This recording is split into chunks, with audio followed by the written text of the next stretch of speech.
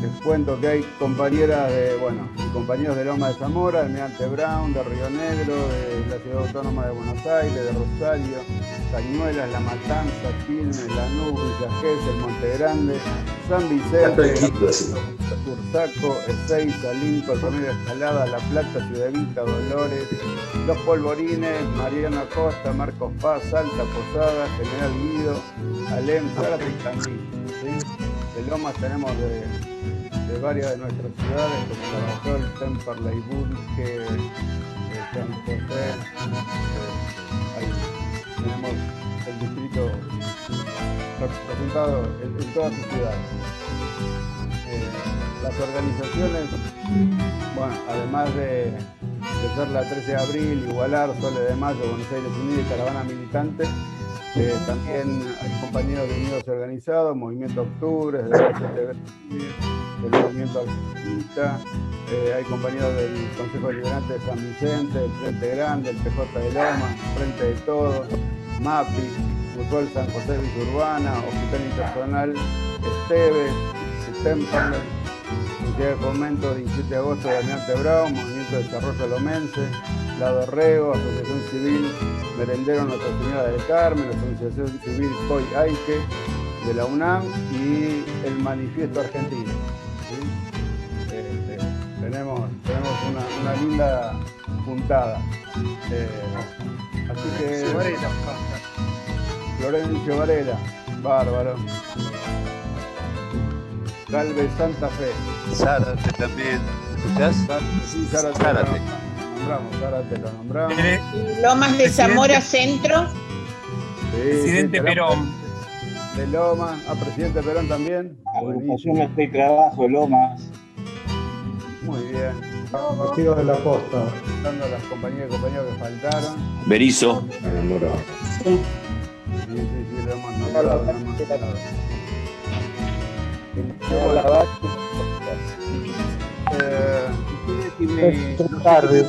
Del PI de Lomas, ¿lo anotaste? Partido Intransigente de Lomas de Zamora. Partido Intransigente de Loma de Zamora, excelente. Sergio, ¿me escuchás? La Costa y General Lavalle. San Isidro. San Isidro. De los Pagos de Leopoldo. No, déjame acá, mi celu. Lo pago.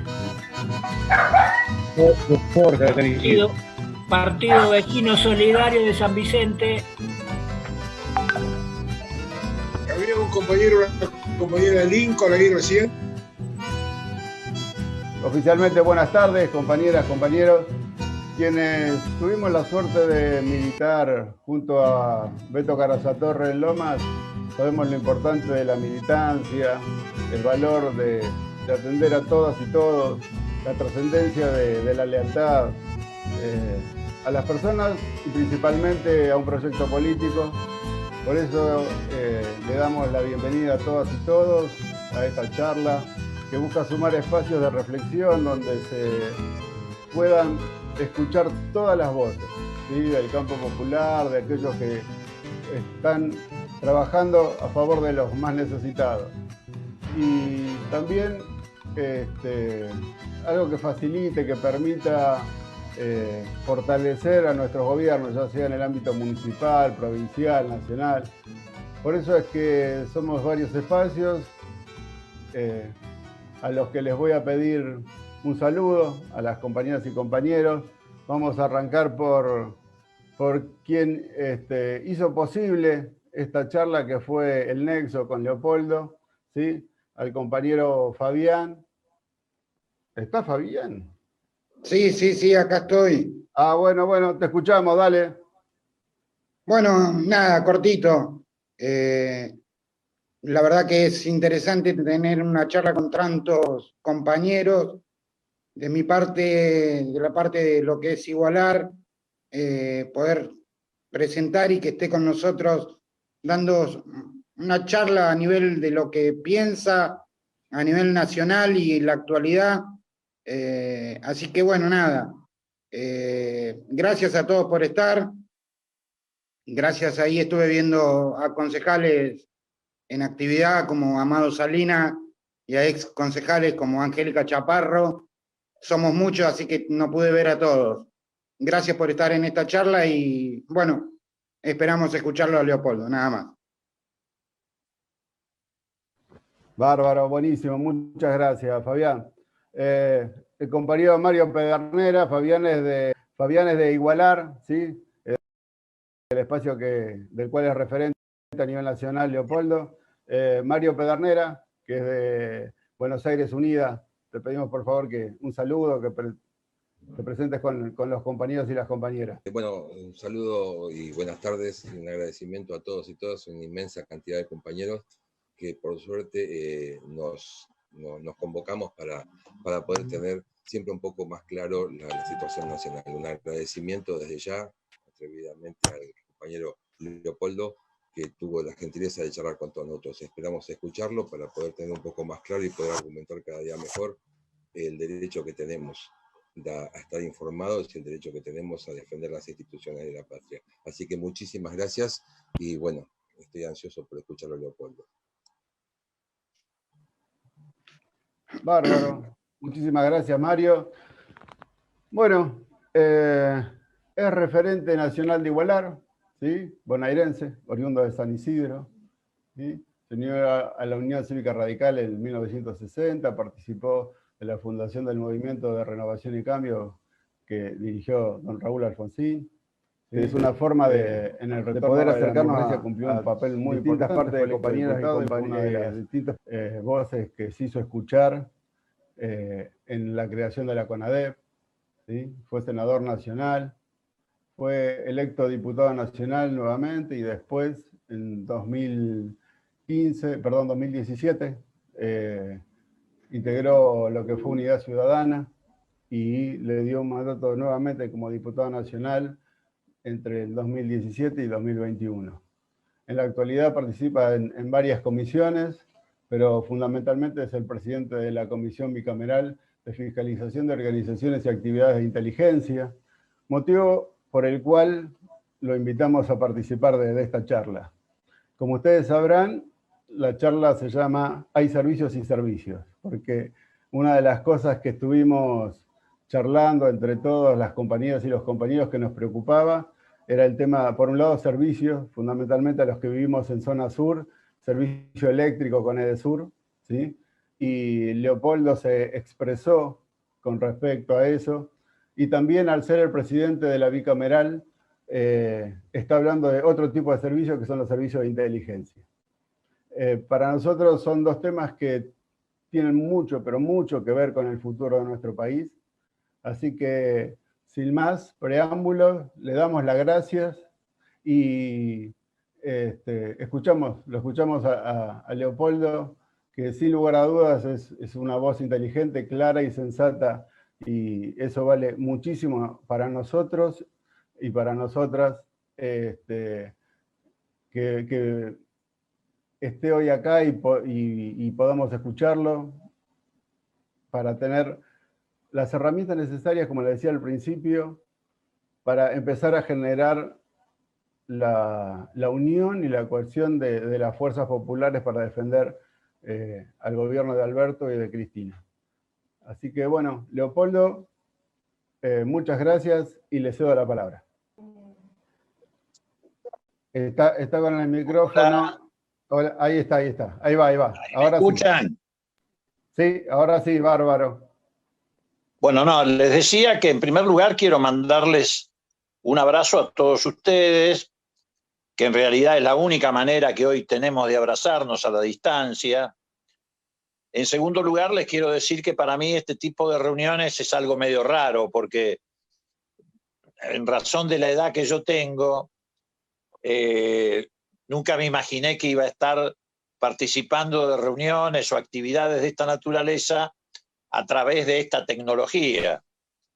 Creo que a algunos de ustedes también les debe pasar lo mismo y que deberían haber empezado la reunión con alguno de los nietos que le ordenara la manera de ingresar.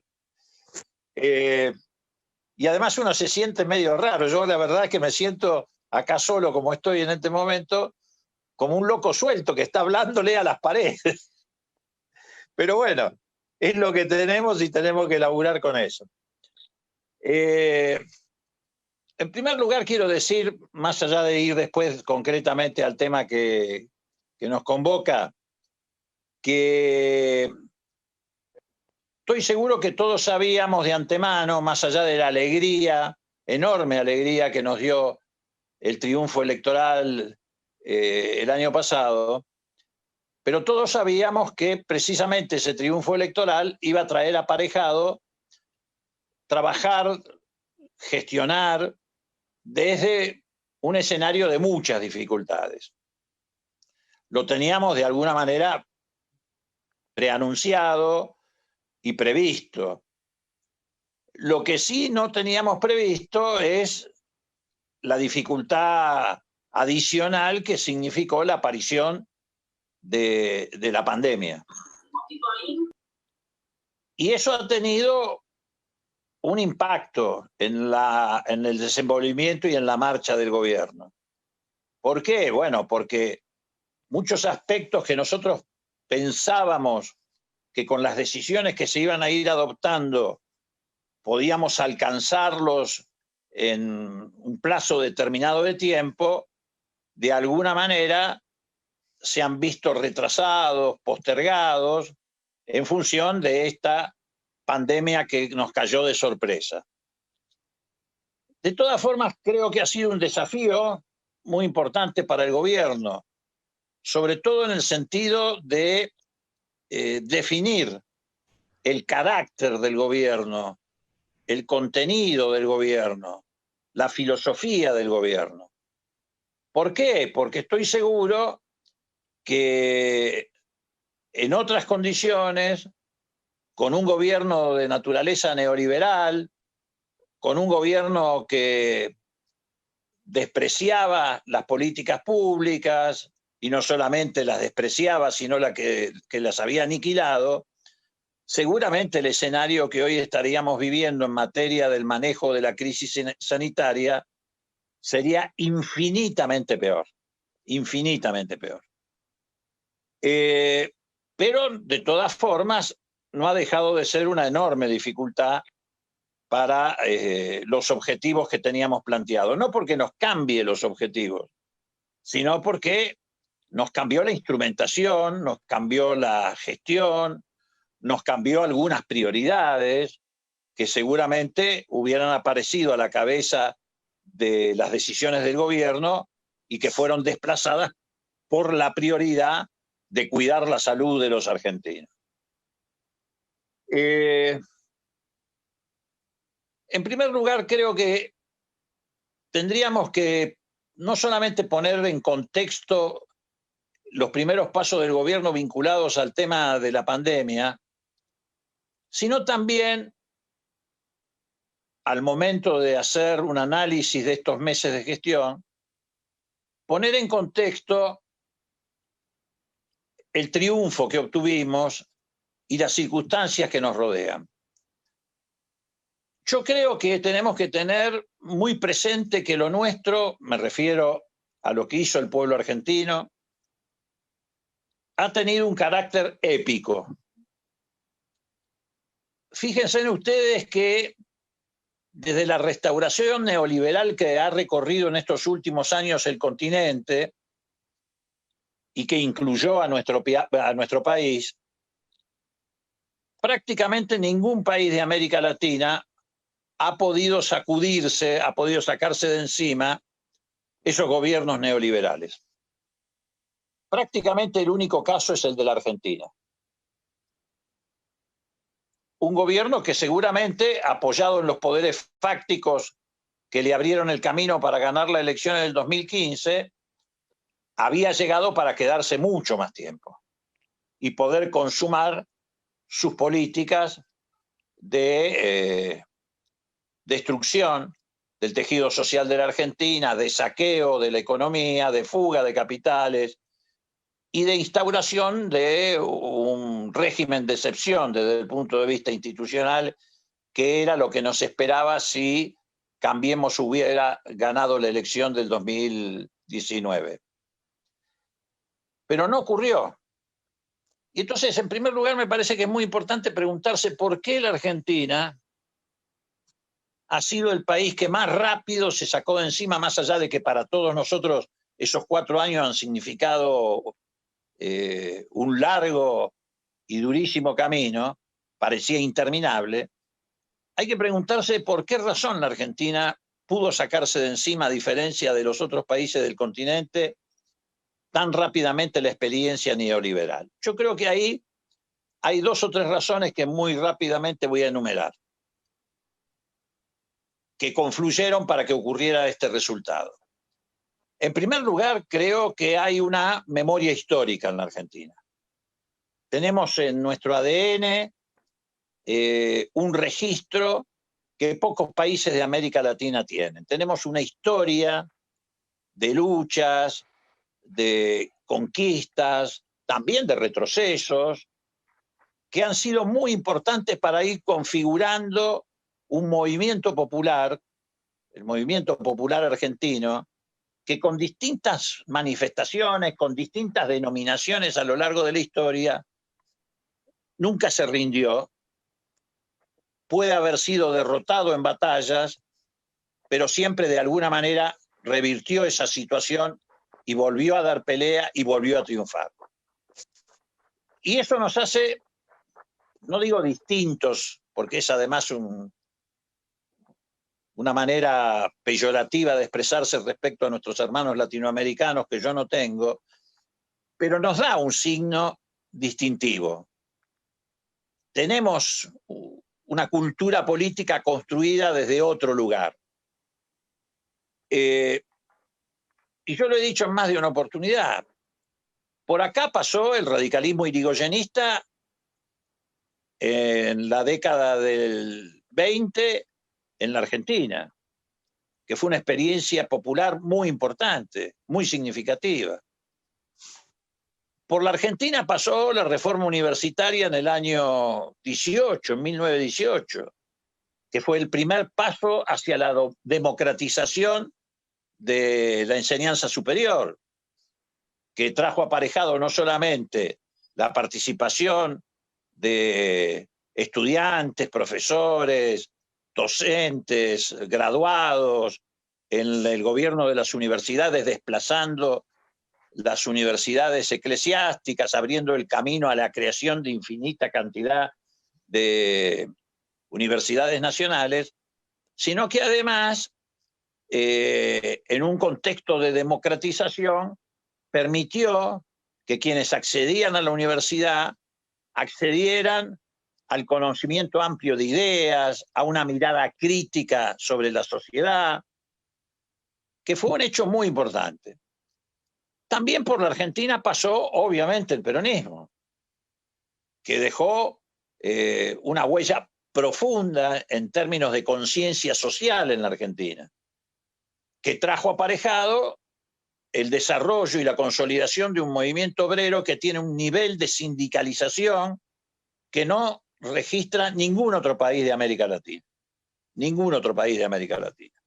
Nosotros podemos tener a veces una mirada crítica sobre tal o cual dirigente sindical o sobre algunas metodologías que tal vez no compartimos, pero lo cierto es que el movimiento sindical argentino, el movimiento obrero argentino, tiene un nivel de organización, un nivel de conciencia que no se encuentra en ningún otro país de América Latina. Y eso le da una enorme potencialidad. Precisamente también con el peronismo se completa el ciclo de la democratización de las universidades, porque con el peronismo llega la gratuidad en la enseñanza universitaria. Y eso cierra el círculo que se había iniciado con la reforma universitaria en 1918. También tuvimos una experiencia inédita en la Argentina, que fue la experiencia de la recuperación democrática del 83. Pero no solo porque recuperamos la democracia, que dicho sea de paso, fíjense en ustedes las coincidencias históricas, que son algo más que coincidencias. En el 83 también la Argentina fue el primer país de América Latina que se sacó de encima una dictadura militar y empezó a transitar el camino democrático. Y por eso éramos una isla, como lo somos hoy en alguna medida. El gobierno de Alfonsín estaba rodeado de dictaduras militares, Pinochet en Chile, la dictadura en Uruguay, la dictadura militar que fue la más larga de aquella experiencia histórica en Brasil, Stroessner en Paraguay, la dictadura en Bolivia. de alguna manera lo que pasa hoy con el gobierno de Alberto y de Cristina. Echamos una mirada alrededor y nos vamos a encontrar con todos gobiernos neoliberales, de derecha. Es más, en algunos casos se ha retrocedido. Porque, por ejemplo, el golpe en Bolivia ha sido un enorme retroceso. Lo que pasó en Ecuador y lo que está ocurriendo en Ecuador es un enorme retroceso. El triunfo de Bolsonaro en Brasil ha sido un enorme retroceso. Es decir, la Argentina en el 19 se reencuentra con un camino que le permite aspirar a ser un país soberano, independiente, con inclusión social, a contramano de lo que viene ocurriendo en el continente. Bueno, en el 83 esa circunstancia también produjo un hecho inédito que fue fundamentalmente el modo en que la Argentina encaró la problemática de los derechos humanos. Eso también ha contribuido muchísimo a elevar y consolidar el nivel de conciencia de un sector muy importante de la sociedad argentina. En ningún otro país de América Latina, aún con la recuperación de sus democracias, dieron pasos como los que dimos aquí con el juzgamiento de las juntas militares, con la creación de la CONADEP, etc. Y después vino, con el paso del tiempo, la experiencia que significó el gobierno de Néstor y Cristina, que es el más reciente, la experiencia más reciente, más fresca, que tiene el movimiento popular argentino en su memoria. Y que tiene toda la sociedad argentina. ¿Por qué? Porque fue un gobierno que generó un cambio en la matriz distributiva que ha sido enorme comparado con cualquier experiencia histórica anterior.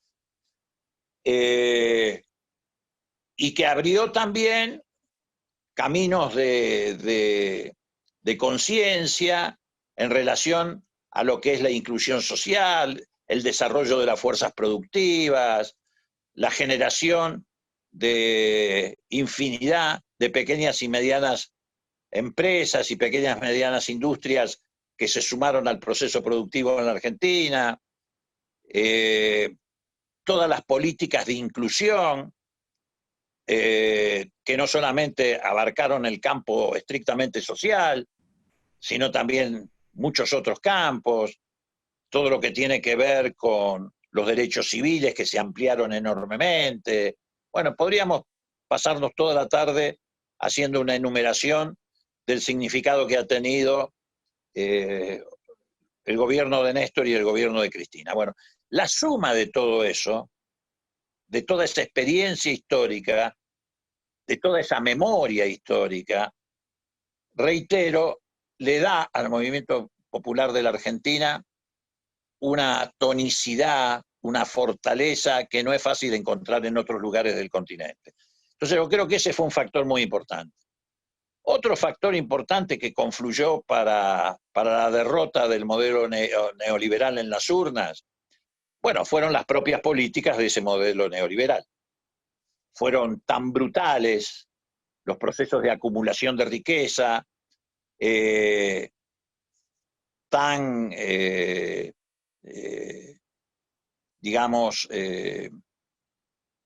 tan perversas las políticas de exclusión social, tan grande el endeudamiento del país, se comprometió tanto el aparato productivo, se destruyeron tanto las fuentes de trabajo, que todo eso fue configurando un escenario que permitió que nosotros pudiéramos generar condiciones para que llegáramos a la instancia que nos permitió la derrota del neoliberalismo en el 2019. En ese camino, un factor preponderante ha sido el liderazgo de Cristina Kirchner. Es muy difícil imaginar sin ese liderazgo la posibilidad de haber recuperado tan rápidamente el poder en la Argentina para ponerlo otra vez en manos de las mayorías populares. ¿Por qué? Bueno, porque ese liderazgo no fue solamente un liderazgo simbólico, que nos retrotraía a las políticas de inclusión social, etcétera, que permitió que la sociedad comparara entre un modelo y el otro. Además de ser un liderazgo simbólico que no pudieron destruir, a pesar de todas las campañas que se desarrollaron para estigmatizarla, para dañarla. Ese liderazgo fue el punto de partida de una estrategia de acumulación política que culminó en la creación del Frente de Todos. Pero fueron 4 años de construcción política. El Frente de Todos no es obra de un milagro.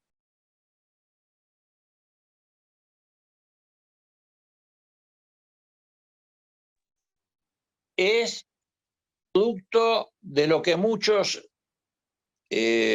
llaman la muñeca de Cristina, la genialidad de Cristina de convocar a Alberto Fernández como candidato a presidente. El paso más importante en términos estratégicos que dio Cristina Kirchner y que si no lo hubiera dado no hubiéramos llegado a configurar el Frente de Todos fue decidirse a dar batalla electoral bajo la sigla de Unidad Ciudadana en el 2017. ¿Por qué? Porque esa batalla que se libró, que la tuvo a ella como estandarte, bandera, además de candidata, fue la que permitió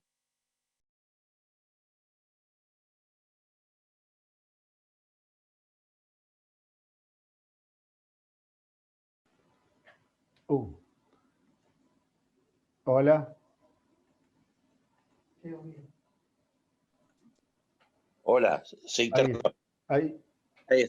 Ahora sí. Digo que esa candidatura, la creación de Unidad Ciudadana, fue lo que permitió que el peronismo no se dispersara, que el peronismo no se rompiera, que no cooptaran al peronismo. ¿Y por qué pongo el acento en el peronismo? Porque sin lugar a dudas, más allá de que este espacio político expresa distintas corrientes de opinión o formaciones políticas, distintos orígenes, una amplísima pluralidad, no hay duda de que el peronismo es, digamos, no voy a usar la palabra tradicional de la columna vertebral, pero sí es el conglomerado político que mayor aporta hoy en esta coyuntura política de la Argentina al Frente de Todos. ¿Qué hubiera pasado, aunque esto es contrafáctico, si Cristina no se presentaba en la elección del 2017? ¿Qué hubiera ocurrido en términos prácticos? El gobierno y los poderes fácticos que lo acompañan venían trabajando muy fuerte en desmembrar, como decíamos recién, al peronismo. Y hubiéramos tenido tal vez una elección donde un sector, el Frente Renovador encabezado por Massa, hubiera sacado un porcentaje un poco mayor de votos. Otro sector, que fue el que encabezó Randazzo, también seguramente hubiera sacado un porcentaje un poco mayor de votos. Y hubiera quedado disperso, sin conducción política, la mayoría de los votantes del peronismo que se hubieran inclinado a estas opciones o a cualquier otra que apareciera en la coyuntura. Si esto se hubiera cristalizado, se hubiera congelado en el 2017, no lo juntábamos más. Si no se hubiera generado un polo de atracción tan fuerte como significó una candidatura como la de Cristina en el medio de campañas que pretendían destrozarla, etcétera. Si no hubiera consolidado un 38%, 37% de los votos en la provincia de Buenos Aires alrededor de su liderazgo, no hubiéramos tenido la posibilidad de llegar en el 2019 a constituir el Frente de Todos.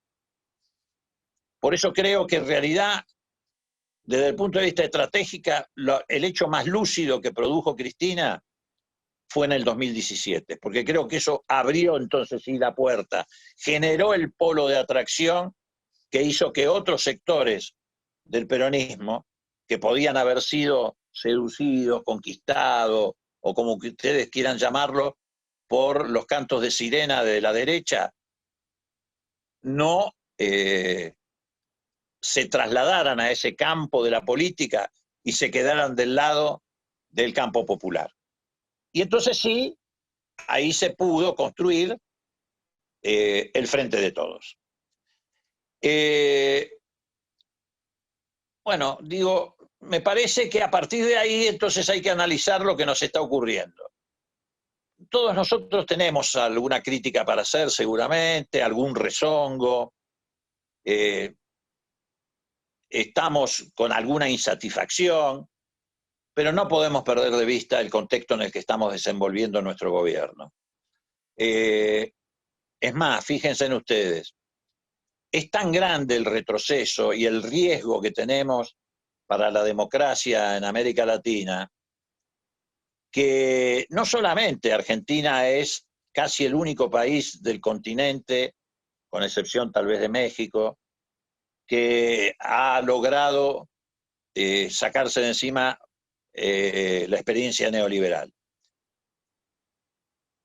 El complejo militar industrial de Estados Unidos, los fondos de inversión, los poderes fácticos locales, no están dispuestos a aceptar el resultado de una elección.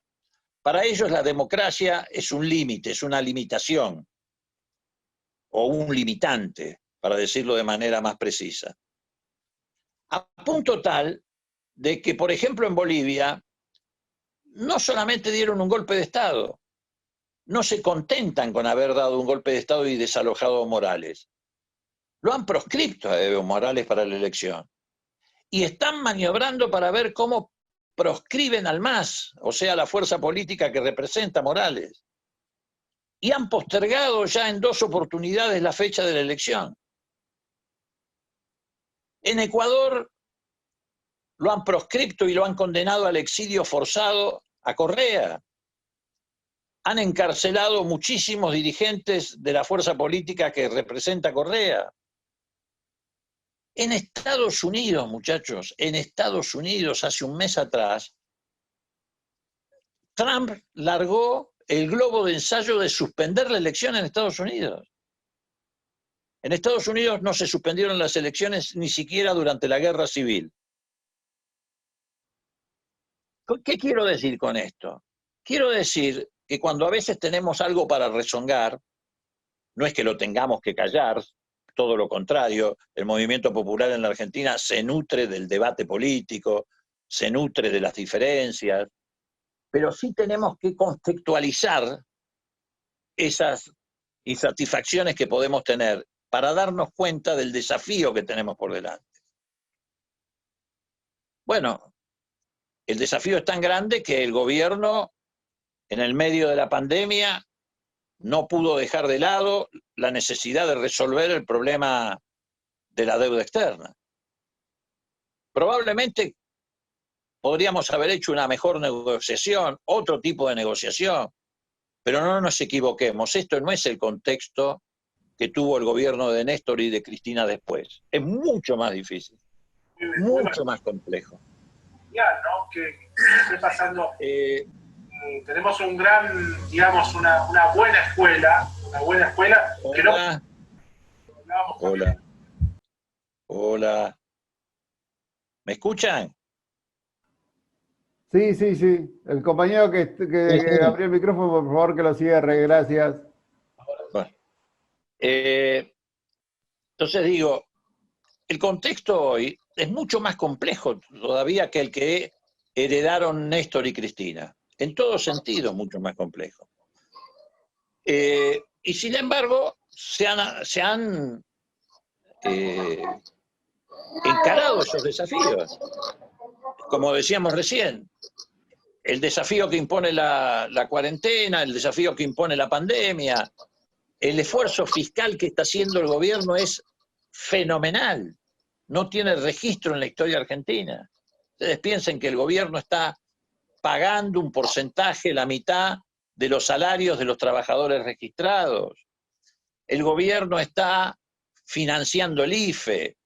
El gobierno está aumentando la asignación universal por hijo. El gobierno está tratando de que los jubilados que cobran la mínima o que cobran hasta un límite de 35.000 pesos no pierdan frente a la inflación.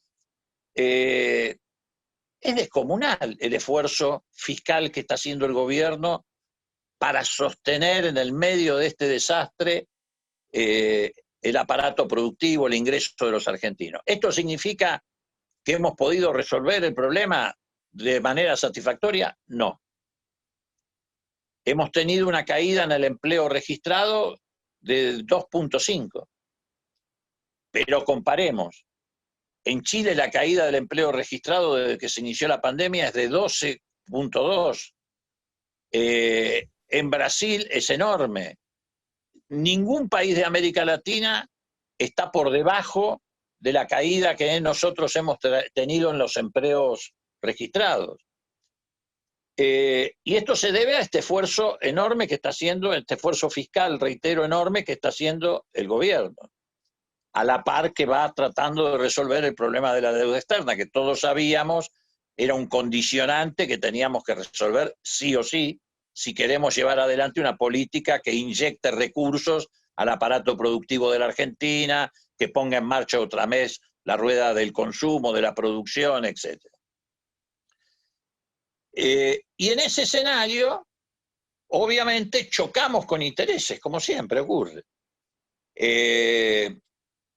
Hay quienes quieren a toda costa, desde el inicio de esta crisis sanitaria, poner por delante de la salud de los argentinos, de la vida de los trabajadores, nada más que sus intereses económicos.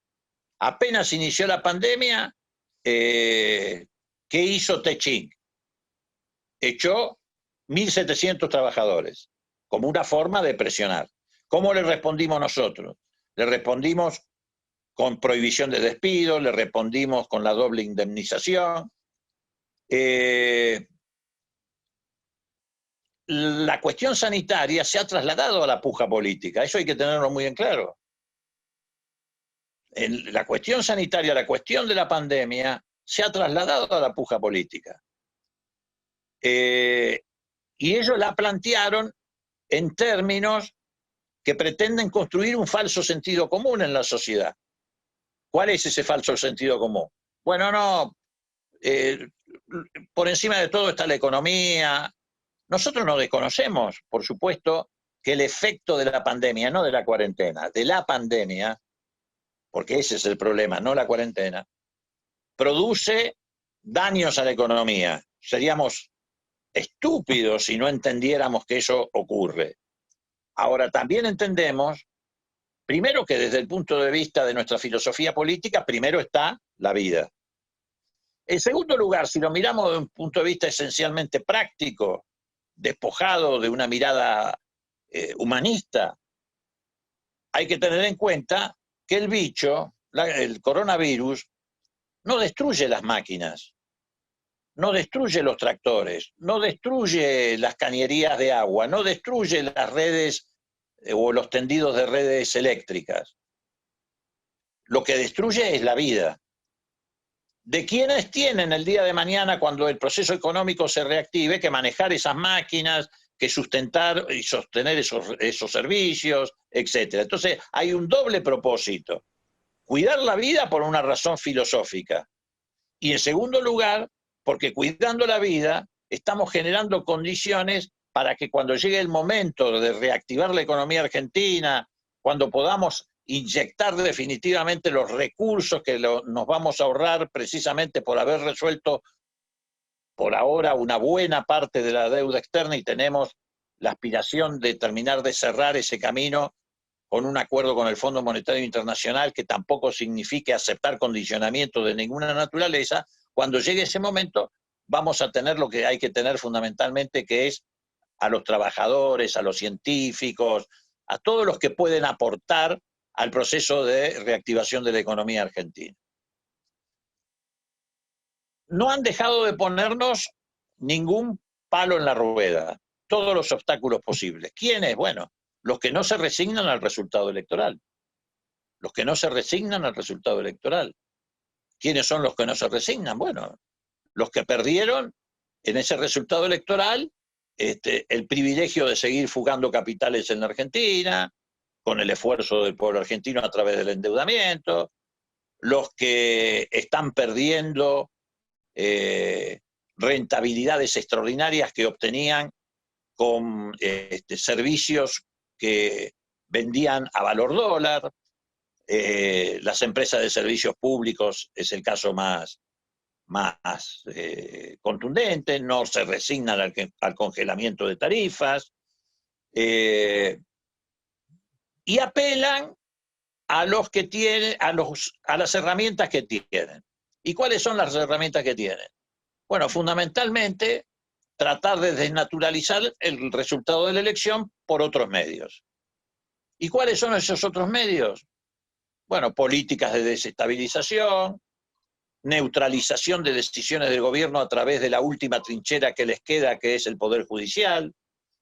Porque así como en el pasado la trinchera de los sectores privilegiados de la Argentina eran los cuarteles, y desde ahí daban los golpes de Estado que tumbaban con gobiernos democráticos, etc., hoy la trinchera que ellos tienen es la estructura del Poder Judicial. Por eso se ha desatado esta campaña feroz apenas se anunció la reforma judicial. No hay que equivocarse, no es que no les gusta esta reforma judicial, ni tampoco la reforma judicial que pretendió Cristina a través de lo que se denominó la democratización de la justicia. No quieren ninguna reforma judicial. Ellos quieren mantener intacto ese bastión. ¿Por qué? Porque desde ahí boicotean, neutralizan, revisan las políticas que un gobierno democrático, nacional y popular como el nuestro puede llevar adelante.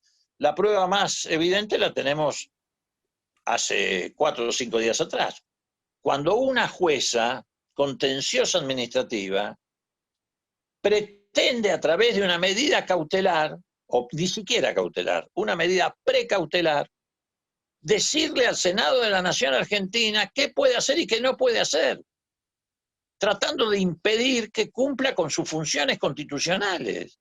Yo no sé si todos han advertido la gravedad que tiene esa decisión. Una jueza le dice al Senado, ustedes no pueden tratar tal cosa.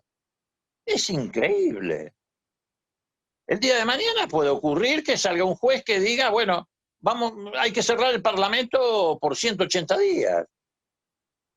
Ahora, esto es posible en una Argentina donde precisamente el Poder Judicial se ha transformado en el arma más potente que tienen los sectores del privilegio en el país. Esto es posible porque tenemos una Corte Suprema donde 2 tipos aceptaron entrar por la ventana a través de un decreto violando la Constitución, y otro tipo como Lorenzetti, que ha sido el artífice junto con la Embajada norteamericana durante estos últimos 4 años de todas las políticas de persecución contra el movimiento popular en Argentina, particularmente, obviamente, concentrada en la figura de Cristina Kirchner. Entonces, vos les hablás de reforma judicial y ¿de qué les estás hablando? Les estás hablando de sacarle la herramienta más importante que tienen en sus manos para bloquear las decisiones de la soberanía popular, para darle la espalda al resultado electoral, para condicionar al gobierno y para impedir que nosotros cumplamos con el contrato electoral que hemos establecido con la gente en el 2019. Nosotros tenemos un contrato electoral y tenemos que cumplir con ese contrato electoral, y ellos impiden que lo hagamos, o quieren impedir que lo hagamos. Ya entonces en un terreno más particular, y para ir a lo que ustedes querían conversar o mirar de manera muy particular, bueno, en ese contexto entra la problemática de los servicios públicos, que no solamente es una problemática que está vinculada a la cuestión tarifaria, que por supuesto no ha sido una cuestión menor, porque reitero, es lo que les permitió obtener rentabilidades extraordinarias en el medio de la peor crisis económica de la Argentina, porque fijaban sus precios en dólares y esto les permitían ganancias extraordinarias, que obviamente no reinvertían en el país, si uno examina la compra de dólares y la fuga de capitales en Argentina, se va a encontrar que con las empresas de electricidad y de gas están al tope de los que promovieron esa fuga de capitales y sacaban sus ganancias del país dolarizadas. Pero además de eso, el servicio ha sido terriblemente deficiente, precisamente porque no reinvirtieron, porque no mejoraron sus redes de distribución, ni de generación, ni de transporte. Por eso yo creo que el gobierno tiene que tener una mirada más contundente sobre el tema de los servicios públicos. De todas formas, entiendo que no se pueden librar todas las batallas simultáneamente, pero yo creo que en el caso de servicios como el que presta Edesur, hay que quitarle la concesión. Lisa y llanamente hay que quitarle la concesión. No creo que el camino sea solamente aplicarles multas severas, yo creo que hay que quitarle la concesión. Por supuesto que eso deja planteado otro interrogante. ¿Qué hacemos con esos servicios públicos?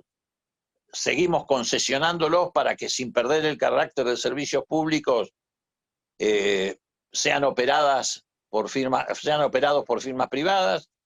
¿O nacionalizamos o estatizamos esos servicios públicos? Yo creo que hay que estatizar esos servicios públicos, pero también creo, reitero en este concepto de que no se pueden librar todas las batallas a la vez, que estamos en un contexto todavía complejo y que en ese contexto complejo hay prioridades. La prioridad era recuperar soberanía cambiaria para la Argentina, soberanía fiscal para la Argentina y soberanía monetaria. Y todavía estamos muy lejos de eso, porque aún resolviendo el problema de la deuda externa, del que se ha resuelto, insisto, el primer tramo, muy importante, pero todavía queda pendiente el tramo que hay que discutir con el Fondo Monetario Internacional, esa soberanía cambiaria, esa soberanía monetaria y esa soberanía fiscal no las vamos a recuperar de la noche a la mañana. Pero creo que en el caso de Edesur específicamente habría que cancelar la concesión. Y en el plano institucional, todo lo que nos pasó durante estos últimos 4 años tuvo un fuerte acompañamiento de lo que fue la persecución política. La persecución política se instaló en el 2015 como un sistema en la Argentina. Cuando se habla de esto, del espionaje ilegal, cuando apareció el caso de Alessio, cuando se empezó a hablar del lawfare, que es lo que une a sectores del Poder Judicial, con los grandes medios de comunicación hegemónicos, con las políticas de la Embajada Norteamericana para el continente, etc., se veía también como una cuestión relativamente secundaria el espionaje ilegal.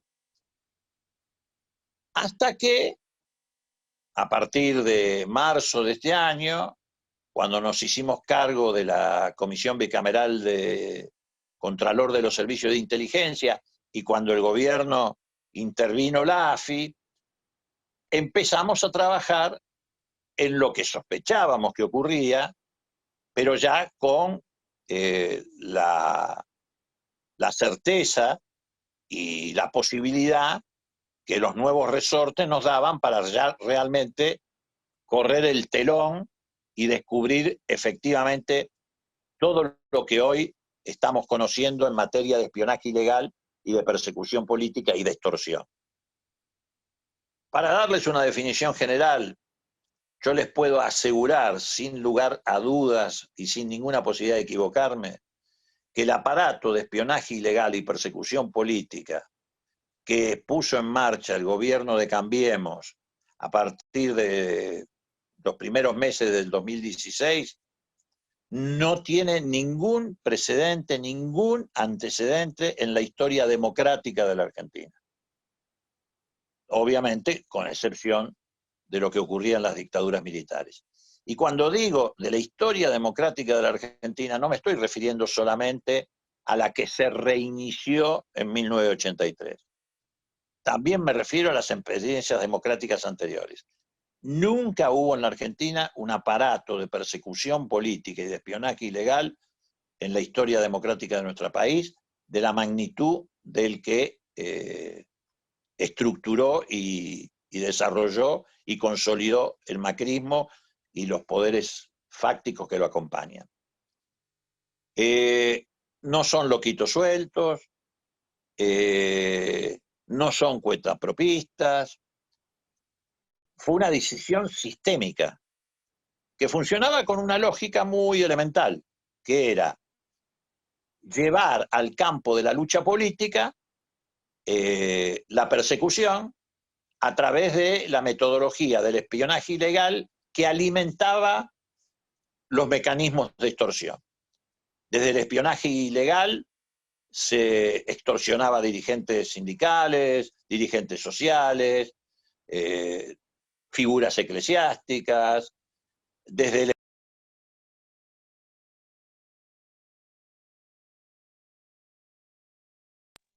hicieran de testigos falsos en causas judiciales armadas por esa famosa mesa judicial, desde el espionaje ilegal y desde esos mecanismos se guionaban falsos arrepentidos, y se hacía un control milimétrico del funcionamiento de distintas organizaciones populares. Por supuesto, también en materia de espionaje ilegal, el blanco predilecto era Cristina Kirchner, pero no el único, fue enormemente abarcativo. Y por supuesto esto funcionaba articulado, enlazado con los medios hegemónicos, que eran usuarios de ese espionaje ilegal, y con sectores de la justicia, que también eran usuarios, y a través de la mesa judicial decidían contra quién quién iba a ir preso, quién no iba a ir preso. Era una organización piramidal que tenía a la AFI, a la Agencia Federal de Inteligencia, como principal abastecedor de ese tipo de productos, pero también a la FIP, donde funcionaba un grupo de tareas que hacía espionaje fiscal, a la UIF, la Unidad de Información Financiera, que hacía espionaje bancario y financiero, a la Dirección de Migraciones, donde funcionaba otro grupo de tareas que hacía control sobre el movimiento, entrada y salida de personas. Y todo eso iba o ascendía, subía hacia el vértice, que era la mesa judicial, que es una asociación ilícita, porque está fuera de la Constitución, de la ley de ministerios, no es un organismo del Estado, donde filtraban toda esa información, todos esos recursos, toda esa, todos esos elementos que estos grupos de espionaje ilegal iban recogiendo. Por supuesto que en el marco de una situación de impunidad como la que significa poner las organizaciones del Estado al servicio de este tipo de cosas, también hubo aprietes económicos, intentos de sacarle plata a mucha gente, apretadas de ese tipo, como ocurrió en la época de la dictadura militar con los grupos de tarea. Pero no eran cuentapropistas, no hay que equivocarse, era una organización estructurada, pensada y montada para la persecución política. Por eso yo digo que si el macrismo hubiera ganado la elección en el 2019, no solamente se hubiera profundizado la crisis económica social de la Argentina, bueno, todo lo que ya sabemos, sino que no hay duda que hubiéramos terminado desembocando en un Estado policial. No tengan ninguna duda. Estábamos a milímetros de desembocar y consolidar un Estado policial en la Argentina. En el marco de la democracia, sí, en el marco de la democracia. La democracia iba a estar conducida por mafias que, por supuesto, iban a tener solo la apariencia de un gobierno democrático, pero que iban a instaurar un estado de excepción en la Argentina y un estado policial en la Argentina. Todavía no se conoce todo lo que se debe conocer, es mucho más, no se conoce muchísimos aspectos que se están investigando, lo que se conoce ya de por sí solo es suficiente para desmentir a estos hipócritas perversos que dicen que ellos vinieron a defender la República, el Estado de Derecho. No debe haber habido gobierno que haya atropellado tanto la República y el Estado de Derecho como el gobierno de Cambiemos. La privacidad de las personas invadida por el espionaje ilegal, causas en las que no se respetaba el debido proceso, la defensa en juicio. Bueno, lo que a ustedes se les pueda imaginar. Las causas judiciales son todas truchas. Uno ha tenido la oportunidad de ir recorriéndolas ahora precisamente porque casi toda esta tarea de espionaje ilegal iba a parar a esas causas judiciales. Es increíble cómo se han armado causas judiciales en Argentina. No se podría mantener en pie ni una, salvo la excepción tal vez de la de los bolsos de López, pero fuera de esa no se podría mantener en un país con instituciones que funcionan en serio.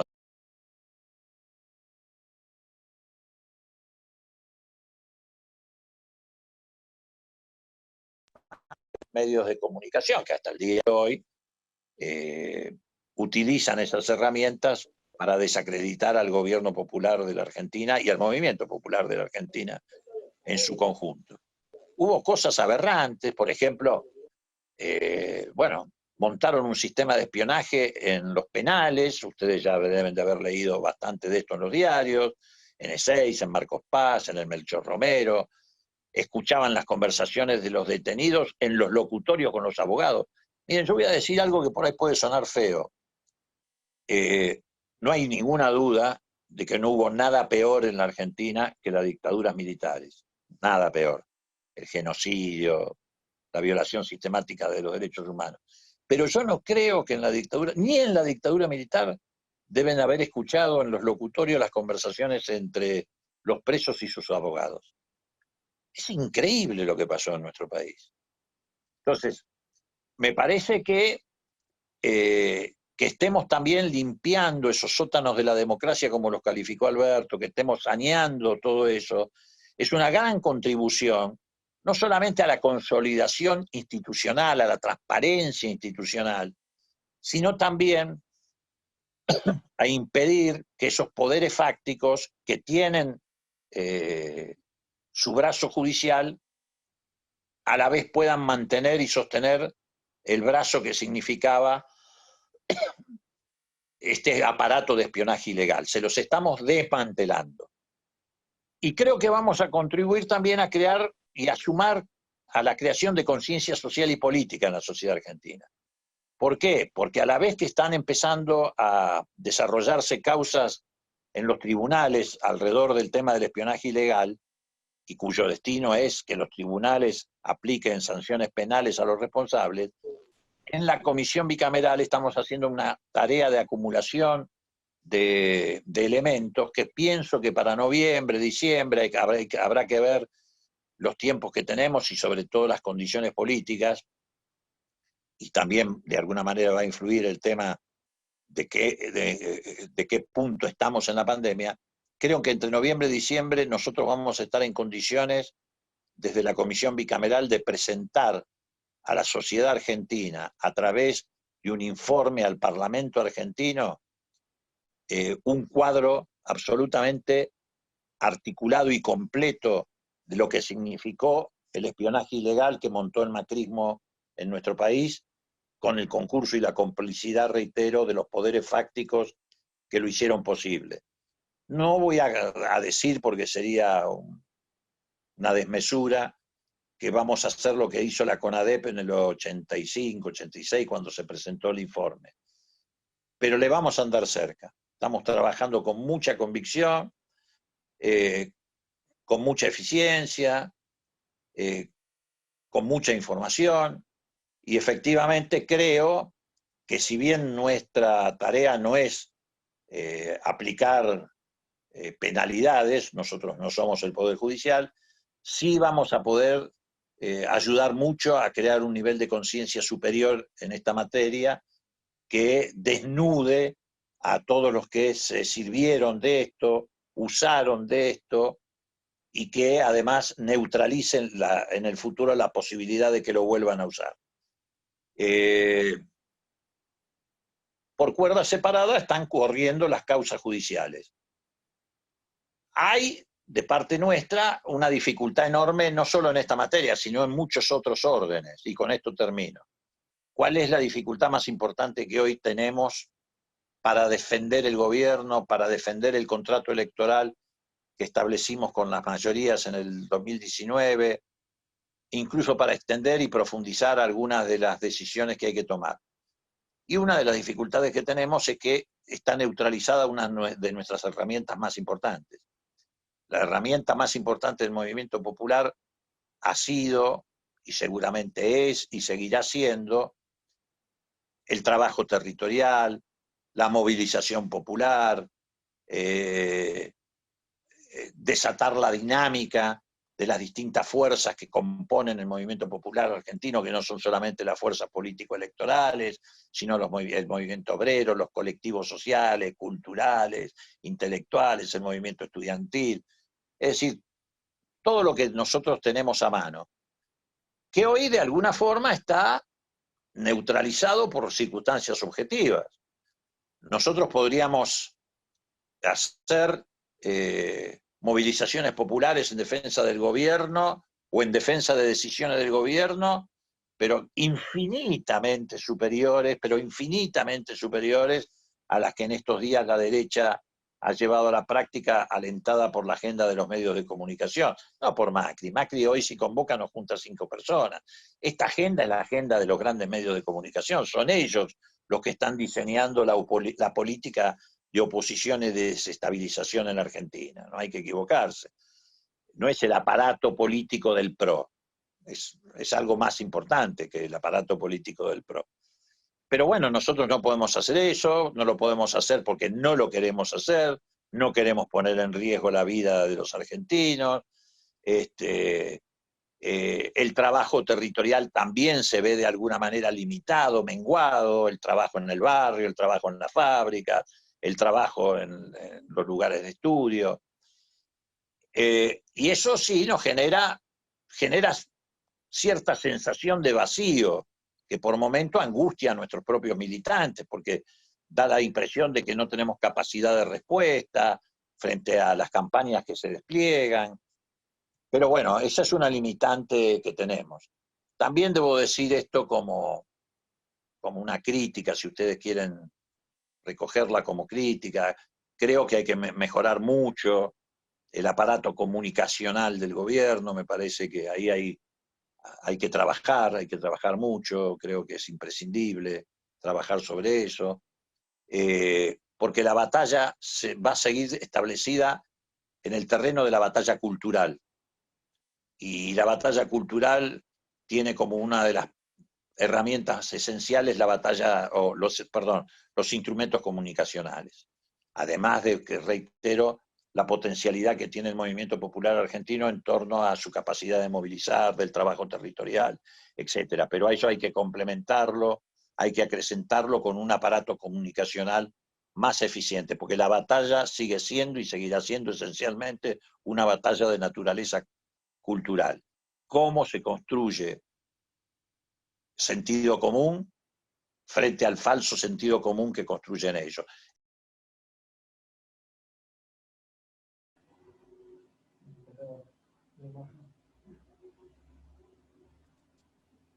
Yo decía que el caso Tico ha sido el caso Vicentín. Fíjense en ustedes, Vicentín aparece como víctima cuando ha sido victimario. Ha salido gente con banderas argentinas a defender Vicentín cuando tendrían que haber salido a defender con banderas argentinas al Banco de la Nación Argentina, que casi lo ha llevado al quebranto la política de mano abierta de Vicentín y del gobierno de Macri, que endeudaron al Banco de la Nación Argentina en una cifra escalofriante. O tendría que haber sido salir a defender a los 1.800 productores que no cobraron la entrega de sus cosechas, o a las cooperativas, algunas de las cuales han llevado al quebranto. Y sin embargo ocurrió lo contrario.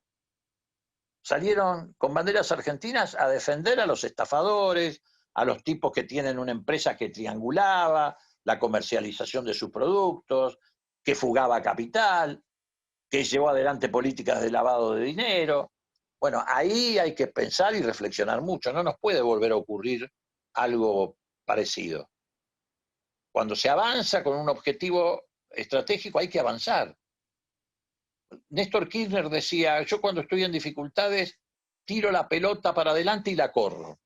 Y Alfonsín muchas veces nos decía en la intimidad también algo muy parecido. Decía, la única manera que hay de salir de los conflictos es disparando para adelante. Bueno, me parece que ahí hay un tema para reflexionar. Nosotros tenemos que mejorar nuestro aparato comunicacional. Bueno, nada, qué sé yo, son reflexiones desinvanadas. Quiero decirles que obviamente quedo a disposición de ustedes para responder alguna pregunta que seguramente tendrán. Los felicito por esta iniciativa, se están multiplicando iniciativas de este tipo por todos lados, estamos tratando de sustituir ese trabajo territorial, esa cercanía, esa participación en términos de movilización popular que todos nosotros tenemos con estas herramientas que tenemos hoy al alcance de nuestra mano. Les quiero decir, porque seguramente alguno me lo va a preguntar, así que me anticipo en la respuesta, que la semana que viene estamos formalizando la presentación del proyecto del gravamen a las grandes riquezas. El proyecto está elaborado desde hace mucho tiempo, hubo alguna discusión acerca del destino de esos recursos que estamos calculando en alrededor de 4.000 millones de dólares. Al principio se pensó que se podían dedicar exclusivamente a cubrir las necesidades que impone la pandemia. Hoy hay una mayor inclinación, como son fondos específicos de afectación específica, no va a ir a rentas generales. La idea es ver si se puede volcar buena parte de esos recursos hacia el fomento de las pequeñas y medianas empresas como factor de resurrección del consumo.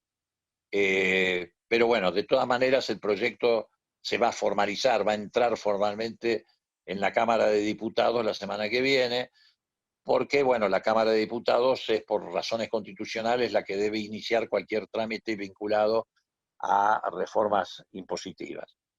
Por supuesto, Cambiemos está haciendo lo imposible por obstruir el funcionamiento del Parlamento, no solamente porque no quieren tratar la reforma judicial, fundamentalmente no quieren tratar, por ejemplo, este impuesto o este gravamen, no quieren tratar tampoco la creación de la comisión investigadora de Vicentín, que ya tiene media sanción favorable en el Senado. Entonces ponen pretextos de cualquier naturaleza. Primero se agarraron de la reforma judicial, ahora dicen que no van a aceptar discutir ningún tema que no esté previamente acordado. Lo que quieren es paralizar el Congreso, aprovechar nuestra ausencia en las calles y de esta manera crear la mayor cantidad posible de obstáculos al desenvolvimiento del gobierno. Nosotros estamos decididos a avanzar en el Congreso con o sin acuerdo, vamos a sesionar con o sin presencia de Cambiemos, por una sencilla y elemental razón. Porque nosotros, reitero, tenemos que cumplir nuestro contrato electoral y porque la democracia y la soberanía popular nos dio ese mandato. Porque si no va a ocurrir que ellos paralizan el Congreso, que ganan ficticiamente el espacio público,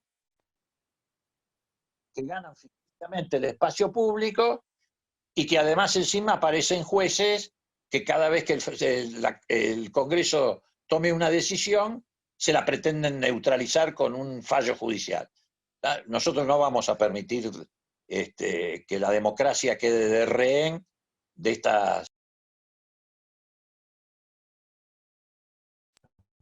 Gracias por darme esta oportunidad, un abrazo y bueno, si hay alguna pregunta pendiente vamos a meterle para adelante, porque me están volviendo loco con llamadas que me entran y no sé qué hacer porque me interrumpen a cada rato.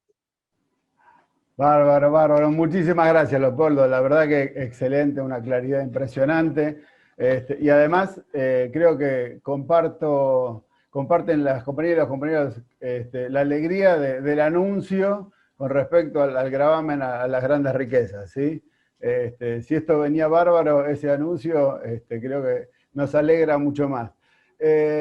Había un par de compañeros de prensa que tuvieron que comenzar su programa, así que se fueron, pero está el compañero Eduardo Minervino, que es de Villa Gesell, tiene una radio, y le cedería la palabra a él si quiere hacer alguna pregunta.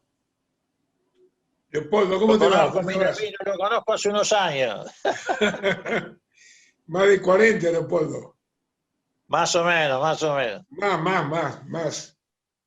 Sí, Casi sí. 50, diría 70, 71, 72. Hemos aguantado, ¿Cómo?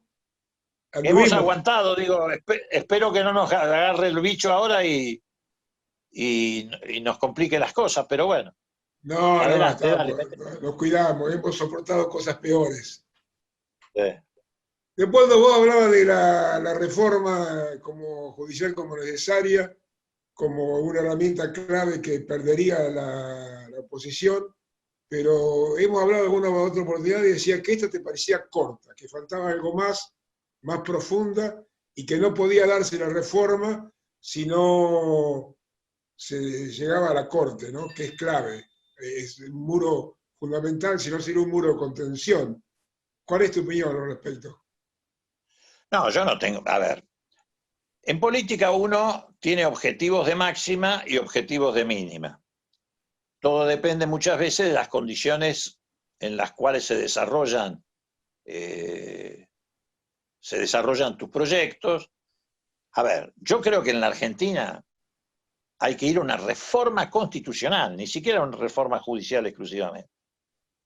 Ahora, soy consciente de que si hoy planteáramos una reforma constitucional, estaríamos desatando los 1000 demonios en un contexto que todavía no es favorable para nosotros y en un contexto donde no está en la agenda de prioridades de la sociedad. Hoy la prioridad de la sociedad, muchachos, es salir de esta crisis de la pandemia, poder volver a laburar, poder volver a tener ingresos aceptables para enfrentar las dificultades que esto impone. Esta situación se va a sostener por lo menos 2 o 3 meses más, incluso puede empeorar, porque la irresponsabilidad de todos los que están haciendo estas campañas anticuarentena, etcétera, nos va a llevar a un escenario muy complejo. Hoy hubo una especie de encuesta, de sondeo en los hospitales públicos de la ciudad de Buenos Aires. Están casi todos al borde de la saturación, no solamente porque ya estamos con muchas dificultades para acceder a camas de terapia intensiva, sino porque estamos con muchas dificultades con personal de salud, que es imprescindible para esto. En la ciudad de Buenos Aires hay 6.500 trabajadores de la salud que han contraído coronavirus. Algunos ya han salido, pero 6.500, En todo el país hay 17.000. En la ciudad de Buenos Aires hay 6.500. Estoy hablando de médicos, estoy hablando de enfermeras y enfermeros, estoy hablando de instrumentistas, estoy hablando de kinesiólogos, estoy hablando de camilleros, estoy hablando de ambulancieros, 6.500. Hoy casi todos los hospitales, hoy a la mañana, casi todos los hospitales de la ciudad de Buenos Aires estaban abarrotados de casos de coronavirus y ya con muchas dificultades, incluso también en el sistema privado de salud, en sanatorios como Tamendi, etcétera, con muchas dificultades para conseguir una cama. Vamos a ver qué pasa dentro de 15 días, ojalá no pase nada, pero vamos a ver cuál ha sido el efecto de estos irresponsables que ayer salieron a la ciudad como salieron, a ver si dentro de 14, 15 días esto todavía encima no implica un salto aún superior hacia arriba en materia de contagios. Entonces la preocupación de la sociedad va a seguir siendo y va a estar centrada básicamente en 2 temas. El tema sanitario, hasta que llegue la vacuna no se va a poder resolver, y el tema económico. Yo creo que sería una locura que hoy nosotros saliéramos a discutir la reforma de la Constitución. Me parece que sería un desatino. Sí creo que más adelante hay que plantear un escenario de debate en relación a eso. Creo que el gobierno de Alberto y de Cristina han decidido empezar por la reforma judicial y de alguna manera postergar la discusión sobre la conformación de la Corte hacia fin de año. Yo personalmente también creo que es imprescindible ampliar la Corte.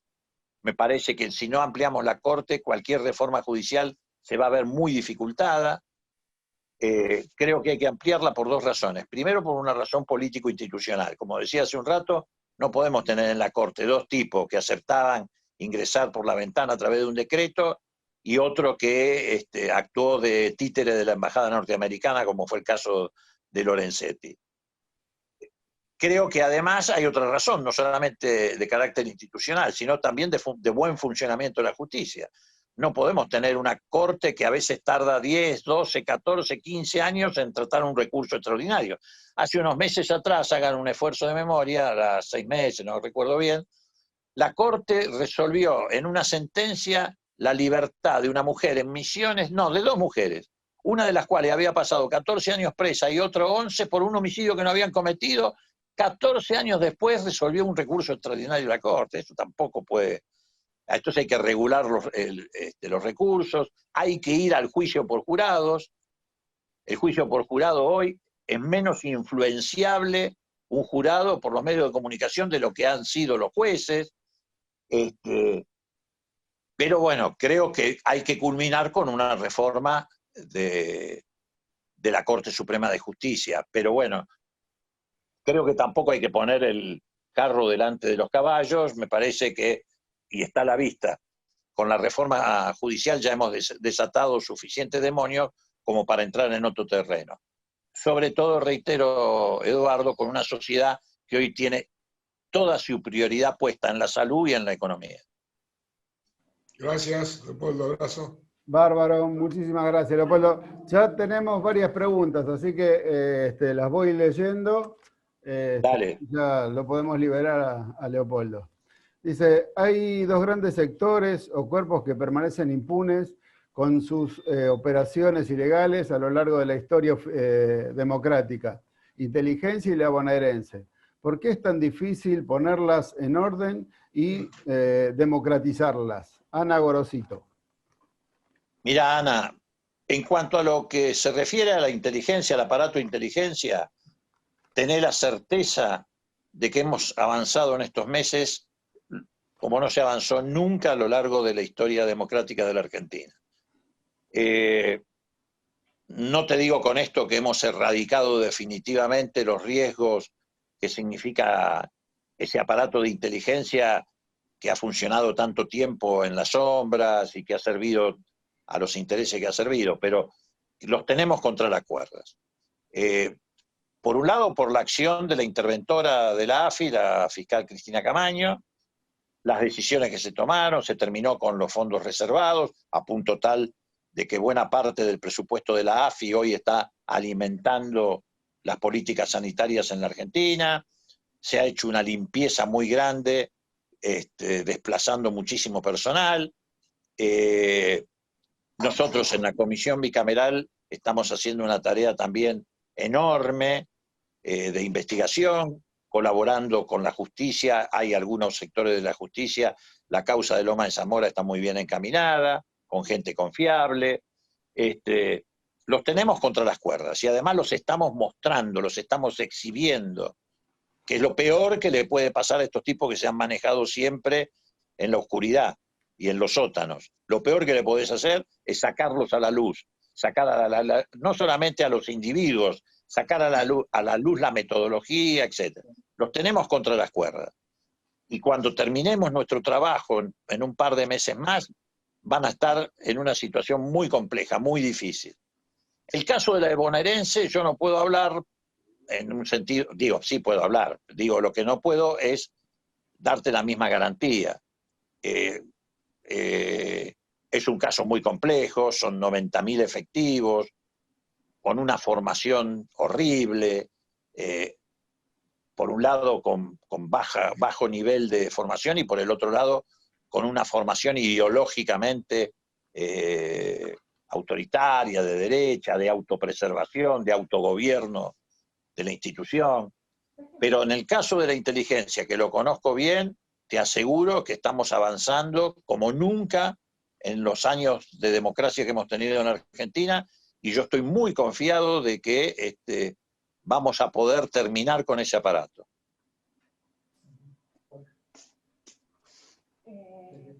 Bárbaro, muy bien.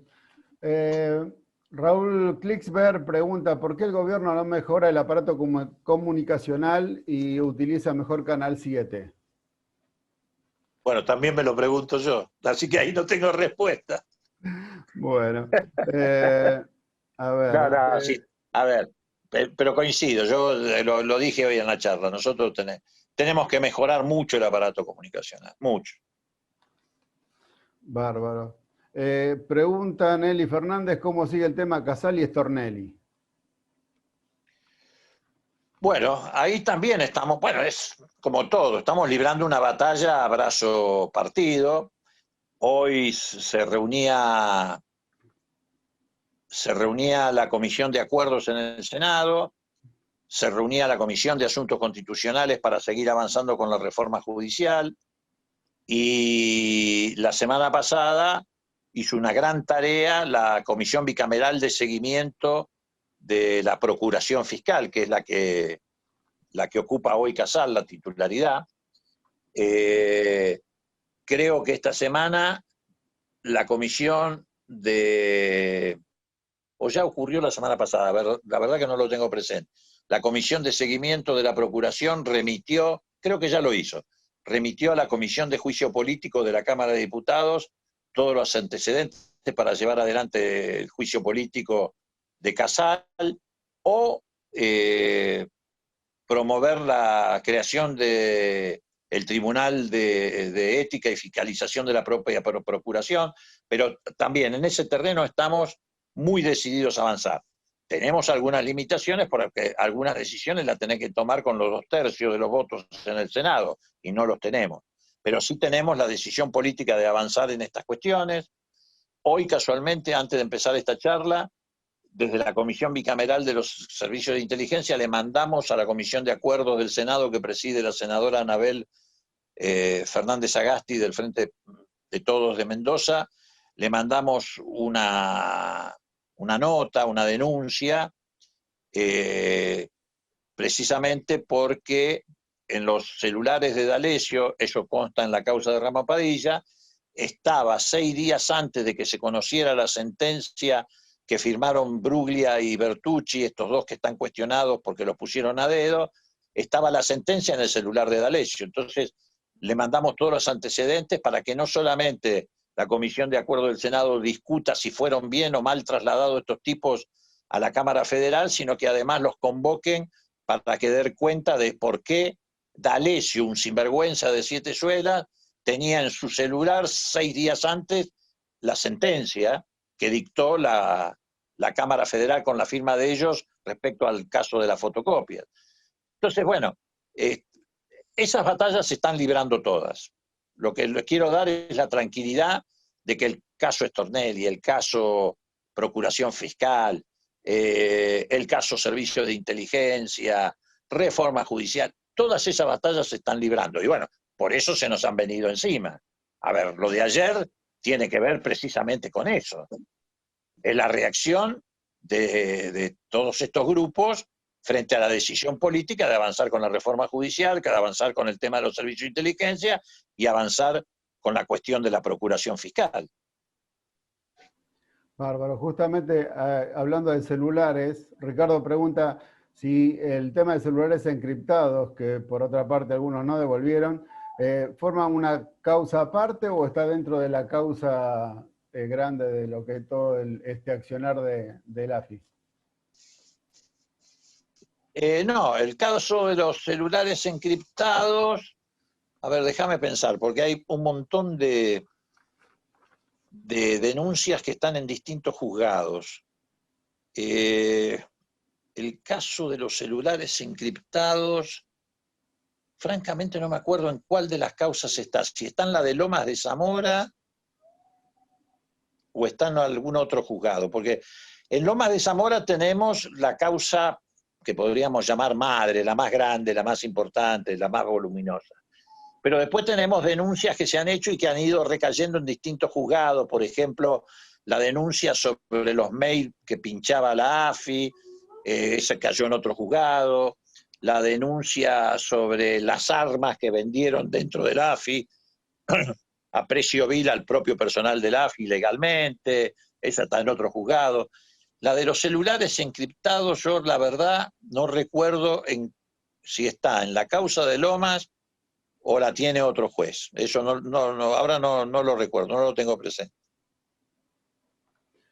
Bárbaro. Acá hay dos preguntas similares. Una la hace el concejal Loruso de San Vicente y otra Raúl. Hablan de lo mismo, voy a tratar de unificarlas. Dice, en el mundo se está debatiendo el ingreso básico universal.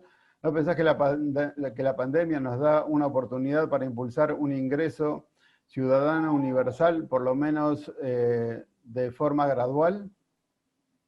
Sí, yo creo que es un tema que nos da para ponerlo en la agenda. Lo que pasa es que todos esos temas están atados a otras cuestiones. Por ejemplo, la necesidad de una reforma tributaria. Pero ya no estoy hablando solamente de un gravamen por única vez a las grandes riquezas. Estoy hablando de una reforma tributaria que tenga carácter relativamente permanente. Es decir, no digo permanente, pero sí que se sostenga en el tiempo. Donde, por ejemplo, habrá que discutir si ese gravamen a las grandes fortunas es por única vez o si lo incorporamos después, más adelante, en la reforma tributaria, no sé si para siempre, pero por lo menos por un periodo extenso. En Alemania, después de la unificación, el gravamen de la unificación de las dos Alemanias, el gravamen a las grandes riquezas, tuvo una duración de 10 años. Creo que vence precisamente este año. ¿Por qué digo? Porque todo tiene que ver con todo. Vos para llevar adelante determinadas decisiones tenés que armar esto o rearmar esto como un reloj, donde todo se articule. Entonces, yo creo que hay que discutir un ingreso universal, no tengo ninguna duda. Ahora, en el medio de esta crisis, vos no podés, sin reforma tributaria, sin presupuesto nacional, nosotros no tenemos presupuesto nacional, estamos trabajando con el presupuesto 2020 prorrogado. No podíamos tampoco tener presupuesto nacional porque no podíamos calcular, sin resolver el problema de la deuda externa, cuáles iban a ser los recursos en el presupuesto nacional, porque el 21% de los ingresos públicos se iban en pago de capital e intereses de la deuda. Ahora, con la reestructuración, sin todavía haber cerrado con el fondo, se van a ir el 2% de esos recursos públicos en los próximos 4 o 5 años. Entonces son escenarios muy diferentes. Entonces yo creo que sí, que ese es un debate que hay que instalar, que hay que desembocar en ese ingreso universal, pero que eso va a venir hacia fin de año, el año que viene, cuando tengamos presupuesto ordenado, reforma tributaria concretada, cuando tengamos un escenario mucho más organizado y estable. Hoy, por ejemplo, nosotros no podríamos suspender el pago del IFE o suspender tal otra cosa en virtud de un ingreso universal. Hay que reorganizar incluso el Estado. Ustedes recuerdan lo que pasó la primera vez que el ANSES se lanzó a pagar el IFE, se armó un merequetengue incontrolable. ¿Por qué? Porque no había, el Estado, hay un montón de gente que no la tenía registrada. Entonces, todo eso va a venir. Yo creo que la pandemia va a traer muchas cosas nuevas en materia de agenda. Una de ellas es la discusión sobre un ingreso universal. Bárbaro. Bueno, para cerrar, le pedimos disculpas a todas las compañías y compañeros. Sabemos que hay muchos que quieren preguntar, pero tenemos que ir acotando la cosa. Le vamos a dar la posibilidad a una compañía trabajadora de la salud en este momento, sí, ellas están en la trinchera, así que dice, ¿no sería momento de poner en agenda nuevamente la ley de medios en virtud del daño que generaron y generan en nuestro pueblo, más específicamente en la salud colectiva en esta coyuntura? Soy trabajadora de la salud de la provincia de Buenos Aires, desde ahí mi pregunta. Gabriela Ibrahim. Bueno, en primer lugar, Gabriela, saludar en voz a todos los trabajadores de la salud de todo el país, y particularmente a los de nuestra provincia, la provincia de Buenos Aires. Yo ayer me sentí muy mal, precisamente, entre otras cosas, porque me imaginaba qué estaba pasando por la cabeza y por el corazón de los trabajadores de la salud cuando veían ese manicomio que se reunió en el Obelisco y que decían cualquier tipo de disparate, de cualquier naturaleza. Es increíble lo que hace el odio, ¿no? Yo digo que la mejor vacuna que podrían encontrar Alberto y Cristina es la vacuna contra el odio, pero eso no existe, es imposible. Pero buena parte de los problemas de este país se resolverían, porque ayer se mezclaba todo, el odio contra el peronismo, el odio contra el movimiento popular argentino, el odio contra Cristina, el odio contra la vacuna. Yo escuché cosas ayer insólitas. Un tipo de 35 años, 36, no tenía más, lo pararon, no me acuerdo si es 5N, Crónica, en la calle Corrientes, y el tipo muy suelto de cuerpo dijo, yo no le voy a dar la vacuna ni a mis hijos, ni a mi mujer, ni me la voy a dar yo. Entonces el periodista, sorprendido, le pregunta, porque viste que hay gente que es antivacuna, son 4 gatos locos. Entonces le pregunta, bueno, pero ¿por qué no? No, porque la vacuna nos va a modificar el ADN. El ADN es nuestro, dice que la vacuna va a modificar nuestro ADN. El tipo leyó mal. Se cerró el micrófono. No sé qué conclusión quería sacar, que nos iban a vacunar para modificarnos el ADN y hacernos marxistas, qué sé yo. Es un manicomio increíble. Pero bueno, frente a eso me imagino que los trabajadores de la salud, después de todo el esfuerzo que están haciendo, ver que hay irresponsables como esos, con Carrió diciendo desde su quinta en Capilla del Señor, sí, salgan a las calles, etc. Por supuesto ella, como se considera persona de riesgo, se quedó en su casa. Bueno, digo, primero, nada, un saludo y un abrazo muy fuerte, que quiero que le transmitas a todos tus compañeros que están en la trinchera peleando. La ley de medios de la noche a la mañana no resolvería el problema. Además, ustedes recuerdan qué pasó con la ley de medios. La ley de medios la debatimos, creo que casi 5 años, pasó por todas las instancias, la aprobamos en el Congreso, etcétera, y la terminó volteando un decreto de Macri. Pero mientras tanto, durante 5 años, que lo podríamos haber aprovechado, la tuvieron parada con cautelares y medidas judiciales. Por eso reitero, todo tiene que ver con todo. Si nosotros queremos avanzar, tenemos que tener una democracia mucho más intensa. Y para tener una democracia mucho más intensa, tenemos que tener una democracia donde las decisiones del Parlamento, que es la expresión de la soberanía popular, no sean limitadas, no sean distorsionadas, no sean neutralizadas por un poder judicial que está al servicio de los grupos más concentrados de la economía argentina y del privilegio. ¿Por qué? Porque imagínate que, supongamos que llevamos, no digo la ley de medios aquella, supongamos que el día de mañana debatimos en el Congreso una nueva ley de medios, que tenga también el sentido antimonopólico, etcétera, que ha tenido que tuvo aquella ley de medios. ¿Qué pasaría si no hemos hecho una reforma del Poder Judicial? Y cualquier juez de Morondanga, Clarín lo llama por teléfono y te neutraliza la ley. Entonces, digo, es todo un tema que va a haber que ir articulando. Tenemos que tener nuestro propio sistema de comunicación y mejorarlo, tenemos que alimentar más los medios alternativos, tenemos que, por supuesto, legislar, habrá que ver de hacerlo de manera inteligente, tenemos que reformar el Poder Judicial, porque si no, no vamos a poder legislar en esta materia y nos van a poner palos en la rueda. En fin, tenemos muchas cosas para hacer. Bárbaro, bárbaro. Muchísimas gracias. Bueno, para ir concluyendo, nosotros lo organizamos 5 espacios. Yo represento a Caravana, habló Fabián, ¿sí? Y habló Mario, y para ir cerrando, las compañeras, van a ser las compañeras de los otros 2 espacios representados en ellas, las que van a ir dándole fin a esta jornada. Cristina Ruiz, de Soles de Mayo. ¿Dónde estás, Cris? Que no te veo. Acá estoy, acá estoy. Ahí está, ahí está. Bueno, muchas gracias, Leopoldo, por tanta generosidad, y un saludo desde Soles de Mayo a todos los compañeros. Acá hemos venido a escucharte de Dolores, de Lobos, de toda de la zona sur, de Ribera Norte, de la costa. La verdad, quería destacar 2 cosas.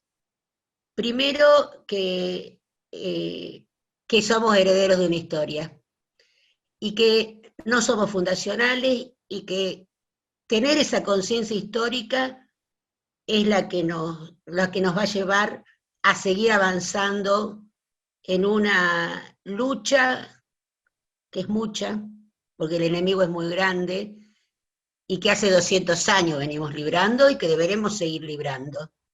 Y para eso sirve la conciencia histórica. Y la otra cosa, que tenemos una agenda. No es que no sabemos hacia dónde vamos, tenemos una agenda, y ahí quiero recuperar otra tradición de nuestro movimiento, que siempre fue frentista, nació frentista, es frentista, y otra tradición es la planificación. Entonces tengo que saber que en cada una de nuestras acciones está presente el corto, el mediano y el largo plazo. Y que tenemos que tener esperanza, pero que la esperanza es consecuencia de la acción. Optimista es la derecha. Nosotros somos esperanzados porque creemos en nuestra capacidad de acción política. Muchas gracias, Leopoldo. Gracias. No, gracias a ustedes, gracias a vos. Coincido totalmente en lo que acabas de decir. Muy bueno, muy bueno. Ahora, de la 13 de abril, ¿sí? La compañía Viviana Guido. Hola, ¿se escucha? Sí, te escuchamos bien. Sí. Bueno, en primer lugar, plantearte, Leopoldo, que para mí es un placer, y es un doble placer, poder acordar en un 100% con todo lo que vos decís. Primero, porque integramos ambos el Frente de Todos, y segundo, porque lo hacemos desde identidades distintas, y que alguna vez han sido contrapuestas, ¿no? Vos tenés un origen radical, yo tengo un origen peronista. Sin embargo, cuando en esta cuestión que decía Cristina, tanto el radicalismo como el peronismo en sus mejores expresiones ha sido frentista. Así que bueno, para mí es un doble honor poder coincidir en un 100% con todo lo que vos estás diciendo. Y me quedé con 2 cuestiones. Una cuestión, cuando vos hablabas de que nosotros tenemos ciertamente como frente político, hemos adquirido con los compañeros, con los argentinos, con el pueblo en su conjunto, un contrato electoral, ¿no? Y Cristina siempre hablaba de un nuevo contrato social. Y me parece que el primer contrato electoral que nosotros tenemos, porque de hecho lo hemos planteado durante toda la campaña, y digo lo hemos planteado porque cada uno de los militantes hemos puesto el hombro y el cuerpo para, durante estos 4 años, para que estos 4 años fueran 4 y no 8. Y la primer cuestión del contrato electoral fue el neoliberalismo nunca más.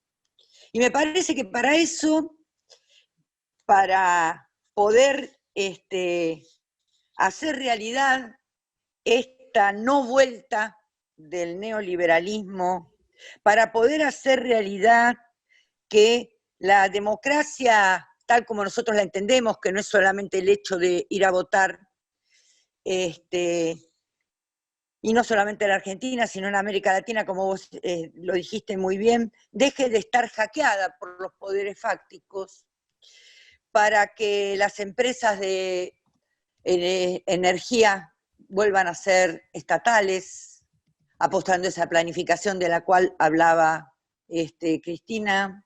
Me parece que lo que tenemos que hacer desde todos los sectores, desde la militancia, desde la dirigencia intermedia, desde la conducción, desde todo, seguir apostando a dos cuestiones que son fundamentales: la unidad dentro del Frente de Todos y la organización para volver a ganar en el 2021, volver a ganar en el 2023 y que la derecha no gobierne nunca más en la Argentina. Desde la 13 de abril, un abrazo enorme, y ya que para nosotros es muy importante lo que vos anunciaste, que es el impuesto, el gravamen, y también dar que hoy hubo una buena noticia también, y es el pedido de procesamiento de Aranguren y 5 funcionarios más, llevado a cabo por el compañero Federico Bernal del Enargás. Así que bueno, en medio de tanta pandemia todavía nos podemos abrazar, porque hay buenas noticias y mucho, por supuesto, para trabajar. Así que bueno, un abrazo enorme. Bueno, gracias, un abrazo para vos también. Coincido en que hay que cuidar la unidad a toda costa. Me parece que ellos han apuntado mucho a romper esa unidad. Creo que esta reacción violenta y virulenta de la derecha, de los medios de comunicación, de la derecha en general, precisamente tiene que ver con el hecho de que no lo pueden separar a Alberto y a Cristina.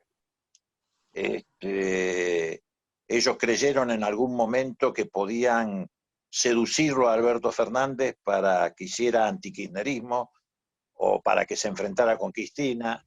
Creo que han llegado a la conclusión de que por ese camino no pasa, y por eso están reaccionando de la manera que están reaccionando. Por eso creo que hay que cuidar mucho la unidad, efectivamente. Hoy la unidad es una herramienta fundamental para el presente y para el futuro del movimiento popular. Lo tengo totalmente en claro y coincido con vos totalmente en esa materia. Y bueno, nada, un gran abrazo para todos, nos vamos a encontrar. La verdad es que todos nos salimos de la vaina para salir a la calle. A ver, cuando nos levanten la barrera le vamos a meter 1 millón de personas en cualquier lado porque nos estamos saliendo de la vaina. Pero hay que aguantar porque hay que cuidar la vida de nuestros compatriotas. Así que un gran abrazo a todos y gracias por este tiempito que me dieron para poder estar compartiendo con ustedes ideas, esperanzas, reflexiones y bueno, y la expectativa de que lo que vamos a cambiar, lo vamos a cambiar. Un beso grande. Gracias Leopoldo, a vos. Y gracias. Gracias Leopoldo. En Cristina y en Viviana, a los docentes, porque con quien te habla también somos del gremio, que también están junto con la gente de salud, dándole batalla a esta pandemia desde casa con todas las herramientas que tienen a mano, tratando de que los chicos no pierdan su escolaridad. Así que Cristina, Viviana, docentes, y a todos los docentes y docentes que están de la provincia, un gran abrazo. Y bueno, para cerrar, gracias por hacerme participar. Gracias. Muchísimas gracias. Ahora pueden abrir los micrófonos y aplaudirlo a Leopoldo. Bárbaro. ¡Aplausos! Gracias. Un abrazo. Por todo lo que ponen el cuerpo.